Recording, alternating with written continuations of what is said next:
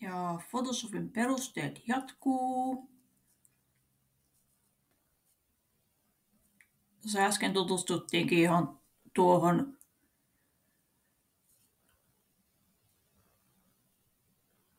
suorakulmaiseen valintatyökaluun, mutta niin tuossa alakulmassa on tommonen pieni kolmio, ja siitä kun klikkaa tuolla hiiren oikealla painikkeella, niin siellä onkin lisää työkaluja. Et kaikissa noissa, missä on tuollainen pieni kolmio, niin siellä on lisää muita työkaluja siellä takana. Ja siinä voi valita sitten niin kuin muun muotoisia valintoja. Sitten täältä löytyy monikulmio lassotyökalu ja tavallinen lassotyökalu, millä voi valita sitten niin ihan sekalaisen muotoisia kuvioita.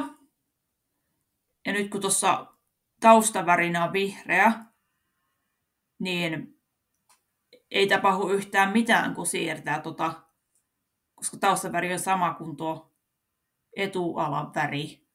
Mutta sitten kun laittaa keltaisen taustaväriin ja siirtää muotoa, niin sieltä paljastuu se keltainen tausta sieltä takaa. Että perutaanpas tuosta. Tuosta pystyy kumoamaan valinnan. Mutta tämän pystyy tekemään myös painamalla Ctrl+D. Tästä voi valita uudestaan saman valinnan. Taas kumotaan. Ja sitten tässä voi pienentää ja suurentaa tätä näkymää. Ja jos on hiiri käytössä, niin sitten pitää vaan niinku ränkätä toistuvasti, että voi zoomata monta kertaa. Mutta sitten jos on käytössä piirtotabletti, niin sitten kun hiissaa ylöspäin, niin sitten se menee lähemmäs, ja kun hiissaa alaspäin, niin se menee kauemmas. Se on paljon kätevämpi. Tai kosketusnäytöllä voi toi sama homma toimia. Sitten tuossa on nuo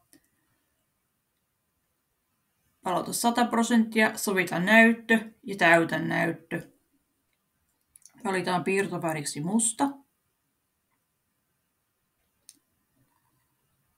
Ja sitten tuosta valitaan maalipensseli. Täällä on näitä erilaisia siveltimeen muotoja. Niillä on erilaiset reunan tarkkuudet. Ja osa näistä ei ole niitä perussiveltimiä, vaan niitä voi itse hommata lisää tai tehdä omia. Yleensä aloittelijat tykkää käyttää pehmeä reunasta, mutta sitä ei yleensä hirveästi kannata käyttää, vaan kannattaa käyttää kovaa reunasta ensisijaisesti. Sitten täällä on tämä pyöreä painekuku, mikä reagoi tuohon paineeseen, ja siitä tulee sitten niin ohuempaa viivaa, jos painaa kevyesti, ja paksumpaa viivaa, jos painaa kovasti. Mutta se toimii vaan, jos on kosketusnäyttö tai piirtopöytä käytössä. Sitten voidaan valita sellainen, missä paine hallitsee peittävyyttä.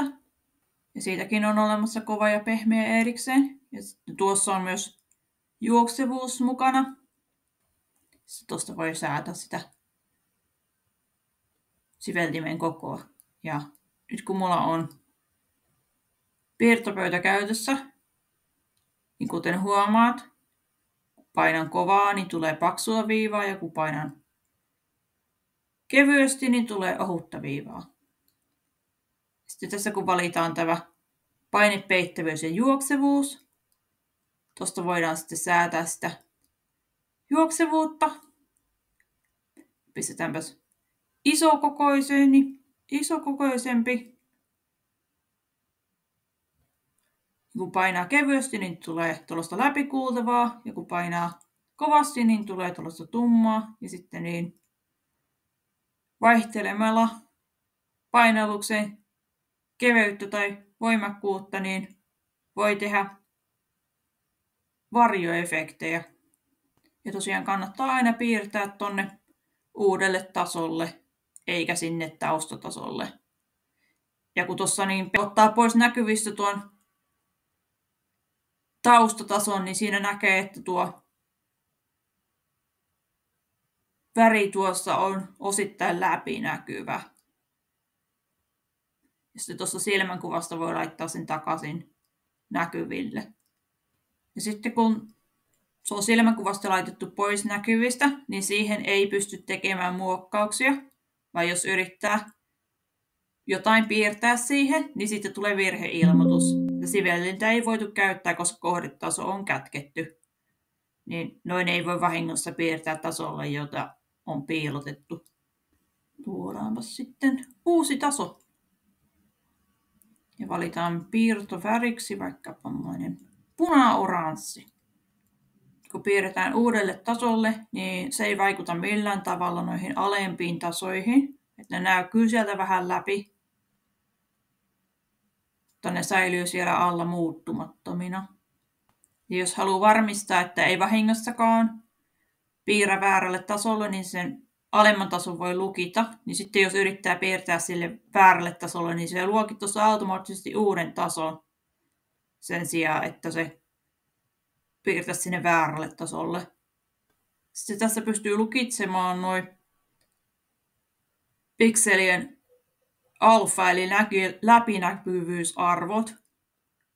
Niin nyt sitten tämä pystyy piirtämään ainoastaan sellaisiin pikseleihin, jotka ei ollut läpinäkyviä. Että tämä ei nyt mene ton punaoranssin alueen ulkopuolelle. Nyt jos valitsee pyyhekumin, niin kun tuossa on lukittu nuo läpinäkyvät pikselit, niin vaikka sä rupeat kumittamaan siitä, niin siihen ei tule mitään aukkoa, vaan se täyttää sen alueen tuolla taustavärillä, mikä tässä vaiheessa on tuo punaoranssi. Jos sä vaihdat tuosta, niin sitten taustaväri onkin tuommoinen vaaleankeltainen. Edelleenkään siihen ei tule aukkoa, koska läpinäkyvyys on lukittu. Ja kumittaminen normaalisti tarkoittaa sitä, että muutetaan pikseleitä täysin läpinäkyviksi.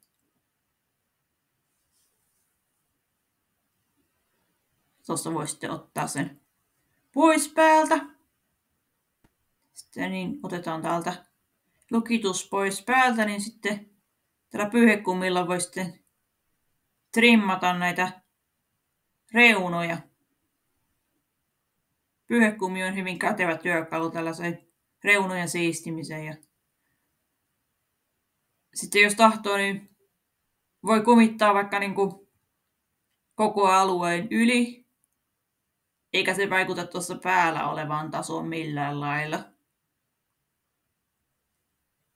Palautetaan nyt kuitenkin nuo muutokset tuosta. Sitten tuosta siistitään tuota mustaa aluetta. Ja sitten kun huomataan, että oho, tuossa tulikin tommonen ruma vekki, niin sitten täältä voidaan valita tämmöinen historiasivellin. Sitä varten pitää laittaa historianäkymä päälle, että tiedetään mitä tehdään. Eli tuolta ikkunavalikosta valitaan historia. Ja sitten asetetaan se historiasiveltimen lähde tuonne. Niin nyt sitten kun piirretään sillä historiasiveltimellä, niin se palauttaa sen historian alkuperäisen tason, mitä siellä oli aikaisemmin. Ja tuolla pystyy sitten näkemään nuo aikaisemmat toiminnot tuolta, mitä tuossa on aikaisemmin tehty. Siitä on vaikea sanoa, että mikä oli mikäkin. Niin sitä varten, jos meinaa käyttää tuota historiasivellintä, niin kannattaa vähän ennakoida, että asettaa sen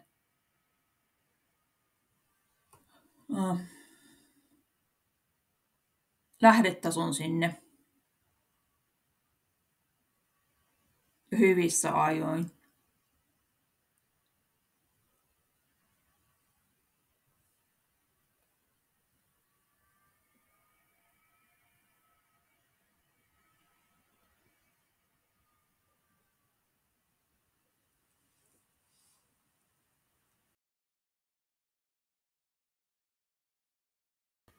Sitten pyyhekumilla voi taas trimmailla näitä reunoja nätimmiksi.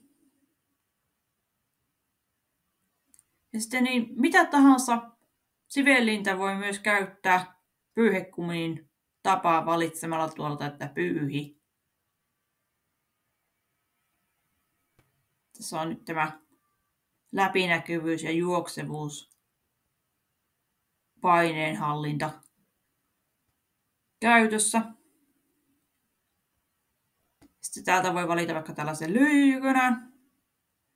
Tietysti pitää muistaa valita sieltä, että pyyhi uudestaan, koska niin tuossa on vakiona, että se tekee siihen päälle. Sitten kun zoomataan lähemmäs, niin nähdään, että tuolla on tommonen kiva tekstuuri, joka tulee siitä lyijykynästä. Sitten luodaankin uusi taso tänne taustalle. Sitten valitaan tummempi väri sieltä. Pitää muistaa ottaa se pyyhi pois päältä. Palataan normaaliin. Niin nyt sitten kun piirretään tänne taustalle, niin se näkyy sitten tuolta läpinäkyvien pikseleiden läpi tuolta aukosta. Ja jälleen kerran ei vaikuta yhtään millään tavalla tähän päällimmäiseen tasoon. Täällä voi sitten piirtää tänne alle tällaisia varjoja. Ja nyt tähän tulee tämmönen pyöreä kulma tähän alakulmaan, koska tuo on pyöreä tuo sivellin. Sitten niin tuolla pyyhekumilla voi sitten trimmata sitä kulmaa teräväksi. Tämä pyyhekumi on oikein kätevä tällaisiin juttuihin. Mutta tämähän ei onnistuisi, jos tuo varjo olisi tuolla taustatasolla. No, tässä vaiheessa kyllä onnistuisi, koska siellä ei ole muuta settiä. Mutta niin, jos tässä olisi taustalla vaikka oikein niin kuin tausta, missä olisi jotain muita juttuja, niin sitten siellä ei voisi enää käyttää pyyhekumia, jos tuo varjo olisi siellä. Valitaanpa tässä vaikka tällainen vihreä.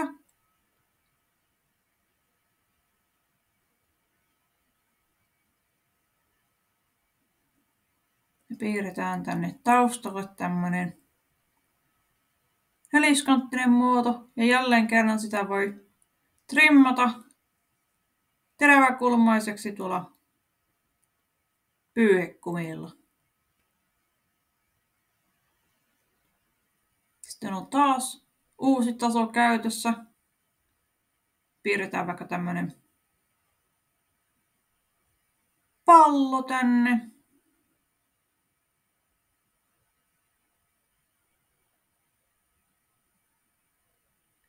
Ja sitten kun kumitetaan, niin taas huomataan, että niin se ei tuohon tummanvihreään neliöön vaikuta millään tavalla, koska se on siellä taustalla eri tasolla turvassa. Ja jos olisit piirtänyt sen kaiken samalle tasolle, niin sitten niin se pyyhekumi kuvittaisi sitten niin kuin ne molemmat. Sitten tällä taikasauvalla voi valita näitä yhtenäisiä värialueita. Kun se tuossa valitsi tuon vaaleankeltaisen, sitten täältä voi laajentaa sitä vaikka 2 pikseliä. Niin nyt se on vähän isompi alue, mikä siinä on valittuna. Niin silloin kun se on valittuna tuo alue, niin aina kun sä piirrät, niin se vaikuttaa vaan siihen valittuun alueeseen. Tuolla pipetillä voi valita sitten tuosta kuvassa värejä. Sitten niitä voi muokata tuolla. Valitaanpas tuossa tämä pehmeäreunainen vaihteeksi. Ja nyt vaikka piirtää, niin se ei tee mitään tuohon alueen ulkopuolelle.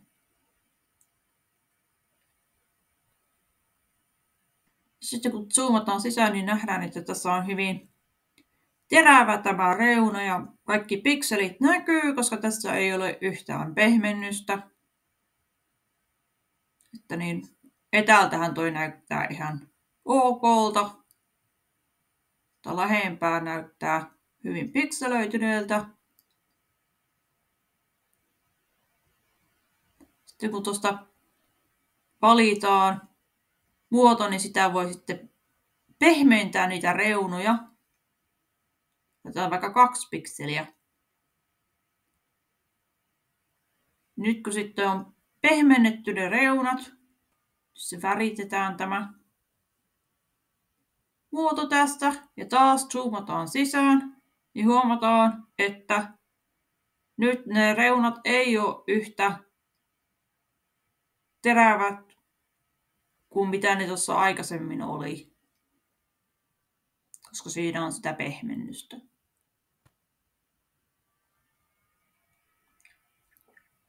Sitten tehdään taas toinen valinta. Sitten täältä voi valittaa, että häivytä. Tässä on vaikka 5 pikseliä. Niin se tekee siellä semmoisen pehmeän reunan, että kato, toi muuttuu tollaiseksi epämääräisen muotoiseksi. Kun se otti ne terävät kulmat siitä pois. Niin sitten kun se värität tosta, niin se on tommonen hohtava, koska siinä on pehmeät reunat. Sitten tarkistetaan, että niin säilyykö nämä reunan valinnat, kun tekee uuden valinnan ja värittää sen. Ei säily, että ne pitää joka kerta tehdä uudestaan, jos haluaa, että toisen kerran on häivytetyt reunat. Kumotaanpas tästä tämä muutos. Sitten näillä valintatyökaluilla on eri vaihtoehtoja täällä yläpalkissa. Sitten kun tehdään uusi valinta, niin se on tuo ensimmäinen. Sitten jos sulla on se valittuna siellä, niin kun sä alat valitsemaan uudestaan, niin se poistaa sen aikaisemman valinnan. Mutta jos otat täältä tämän, että yhdistä valinnat, niin sitten kun sä teet uuden valinnan, niin se yhdistää ne noin.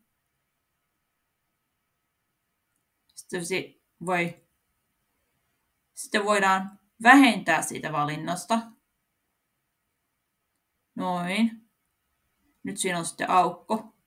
Ja siinä näkyy tuo miinusmerkki, että niin sulla on se vähennys päällä. Ja sitten on tämä intersection.